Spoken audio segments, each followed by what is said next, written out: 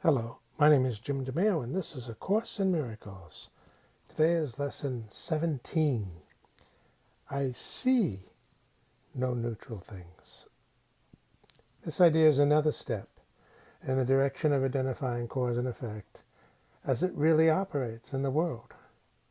You see no neutral things because you have no neutral thoughts. It is always the thought that comes first, despite the temptation to believe that it is the other way around. This is not the way the world thinks, but you must learn that it is the way you think.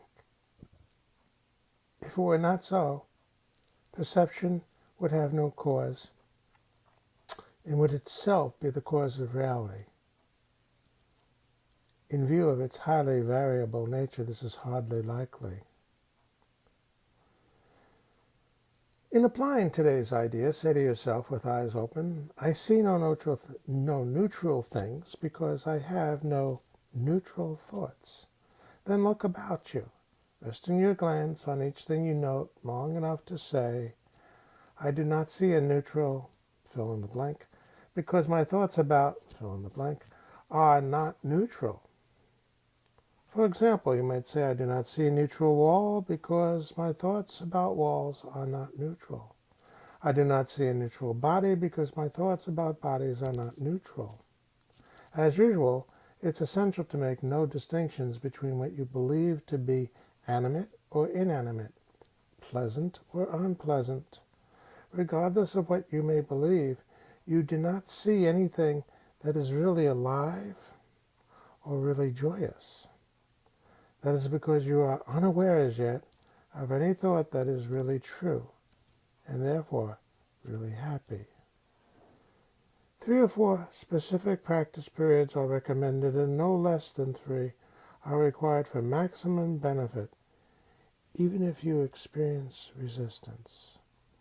However, if you do, the length of the practice period may be reduced to less than the minute or so that is otherwise recommended.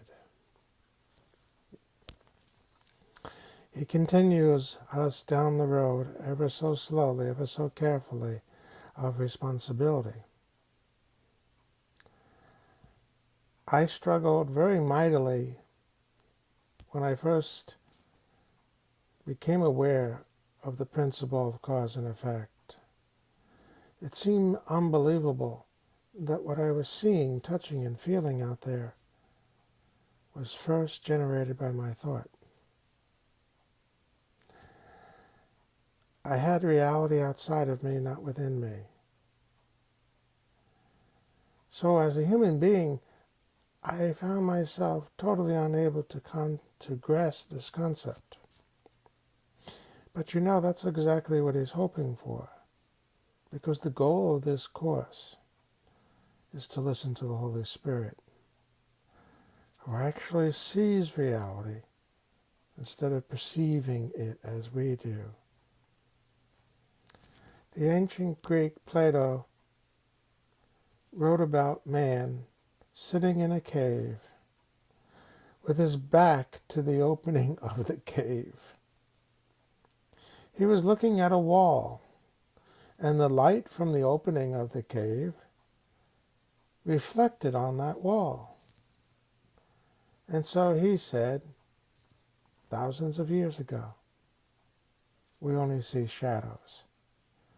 When we try to turn around towards the light, it blinds us. I think it might be a way of interpreting, yes, that blinding us now might mean we're afraid. This is why he is methodical, gentle, and careful as he leads us down the road of thought change. It's not a thought change into some discipline, some religion. It is a thought change of moving from your perception, what you see and touch, to the voice of God, our Creator, within our rational mind, bringing every fear there, but also bringing every perception there so that we may see.